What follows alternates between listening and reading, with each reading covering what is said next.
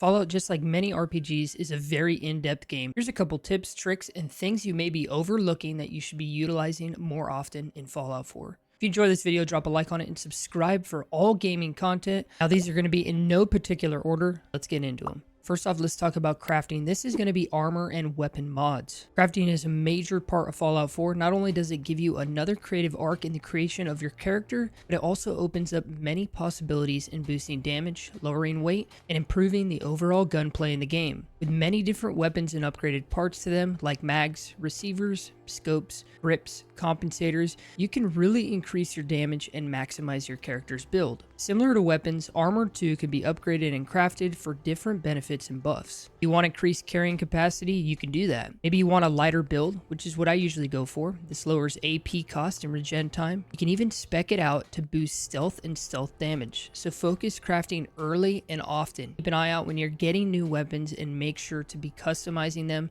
and crafting new parts for them as you go. It's really going to boost the damage. In some cases, you can make weapons go from 35 to 40 to 50 to 60 damage just by crafting a simple mod to it. Next off, one of the biggest things about Fallout is the weight management, and this is how it is in all RPGs. Managing weight and being over encumbered is a huge problem in all of these titles, but an easy way to fix this problem is to focus on the little things. Now, as we know, you can just dump your junk into different workbenches and it's going to clear out your inventory and clear out your weight extremely fast, but try to focus on the little items that you have stockpiled, like storing all 8 items that you are not using. Like I said, all junk may seem to be the only way to lower in weight, but keep an eye out on your aid tab. Even with most meds and food weighing 1 to 5 or 0.1 in weight, having a stack of 20 means you're adding 20 more to your overall weight. So keep this in mind, because in the end, do you really need to be carrying around 32 Mentos or 20 Psychos? Probably not. I would highly advise you hold on to all those stem packs though, but that's a personal preference.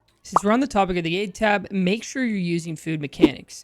On survival mode, this becomes more important, but on a vanilla playthrough, these food buffs provide plenty of game-changing bonuses to your player. This could be increased AP, regen time, boosted health, health regen, XP bonuses, bonuses to speech events, bonuses to stealth. They're simple to craft, and some of them even last upwards to 30 minutes to 2 hours. So really focus on crafting and cooking as often as possible and stockpiling this, because at the end of the day, stim packs are great.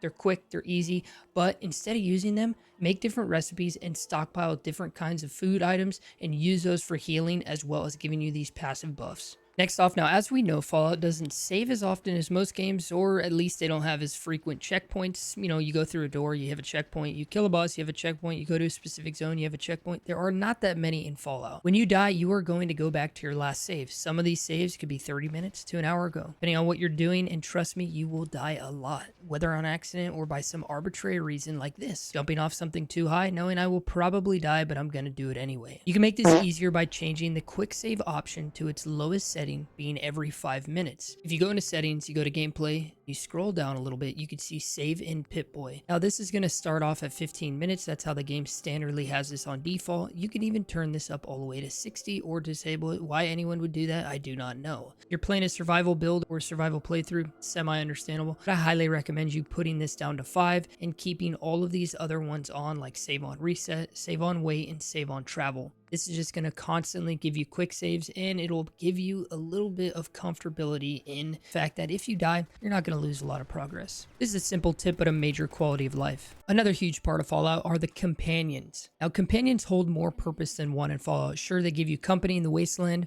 they aid you in combat and make conversations better with people you encounter. They are also good at wasting your stim packs, but that's something for another time. Just by the way, if one goes down and you finish a fight, you can leave them, and they eventually will revive themselves on their own. Not only can you equip them with new armor and weapons of your choosing, but nearly all of them have their own unique quests and companion level. Now, there's no actual way to see what their level is, but once done and maxed out doing tasks they like, they will give you a passive bonus, whether that's higher charisma bonus, higher XP, higher health. These little buffs are huge in the long run. They seem simple, but get them early, and when you max out a companion, switch your companion so you can get all these passive buffs. So do yourself and your companions some good and level them up fast and early. Also, by the way, dog meat can gather items through locked doors and safes. Just have them fetch you an item when you're near it. Now, this is kind of useful, but it's not all that great because you can obviously just raise your lockpick level and get the item yourself, but just a simple tip. One of the most annoying things, at least for me in Fallout 4, is the settlement system. Now, I'm not talking specifically the creation of a settlement, building your own thriving town and farm with its own vendors and selling items and being able to have infinite caps and infinite water and things like that. What I'm talking about is the introduction to the quest system with them. Slowly, you will start to realize that settlements you've captured will need saving. Don't worry if you avoid these and fail them. These missions are infinite and basically part of the endgame loop. If you do decide to protect them, you don't even need to build the defenses they ask for. Just simply wait around for raiders or super mutant to spawn, kill them, and you'll succeed the mission. As a semi-side note, you can finish these missions and never actually turn them into Preston, and new settlement missions won't pile up. So stack these up, go to Sanctuary, use the rested buff, use XP 8 items and clothes, and turn all of them in at once, and this is a simple way to get a boosted XP. This is a pretty simple tip. Most people know this, but I just wanted to say it really quickly. The plus sign next to items, whether it's a weapon or piece of gear, is indicating that this item is better than the current one you have equipped. So I have a lightweight combat armor left arm. I'm going to pick that up. Now, in your inventory, it's not going to have the plus mark, so you're not actually going to know. You just look down here, plus. That means it's going to give you the boost to that, and it's actually better than the current one you have. So I'm going to equip that, and I have a robot left arm, so I'm going to go and scrap this bad boy. If there's items that you have in your inventory that you can't actually scrap at any of the workbenches, you can drop them on the ground and scrap them on the ground. You'll get their materials into your workbench. So there's going to be items like fatigues and little under armors and harnesses that you actually can't scrap at the weapons workbench or the armor workbench. If you drop them on the ground and you hold V and you hover over them and you do the scrap mechanic like this, like welding gloves, I can scrap these and now I got the material for them. If they were in my inventory, I would not be able to actually scrap them at the workbench. Now, whether you want to do settlements early on in the game or you want to wait a little bit like I normally do, I normally beat the game or get towards the tail end of the game and leave the final quest there, and I start boosting up my settlements, which is what I'm doing with this current playthrough. What you need to focus on is making water collectors. I highly recommend you making the biggest water purifiers you can, which are these guys right here. I make 4. You could do as many as you want.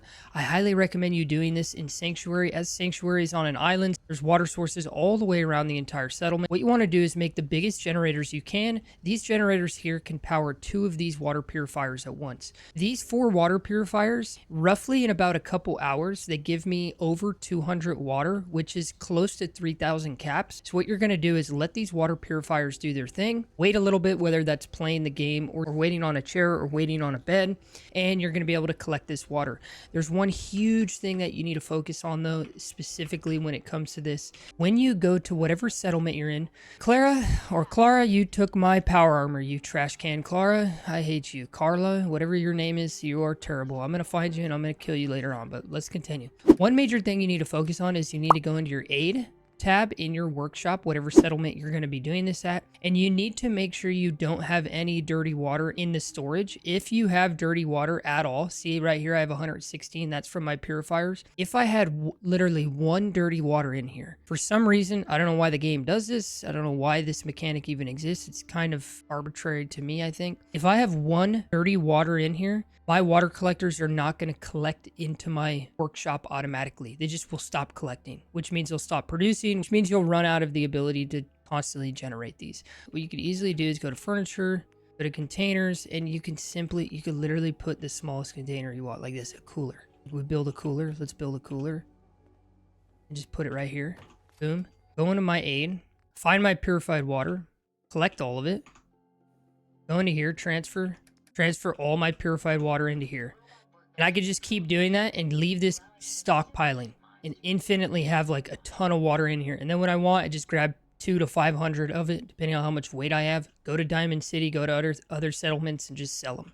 Now, there are plenty of tips I could put in this video. I honestly could make an hour-long video with tips, tricks, and little things and secrets hidden in this game, because this game, just like many RPGs and Bethesda titles, go extremely deep. If you enjoyed this video, drop a like on it. It helps me and the channel grow, and subscribe for all things gaming. I just like playing games. I like making content, and that's what we do here on the channel. So if you enjoyed it, stick around. And as always, guys, stay happy, stay hyped, and have a beautiful day.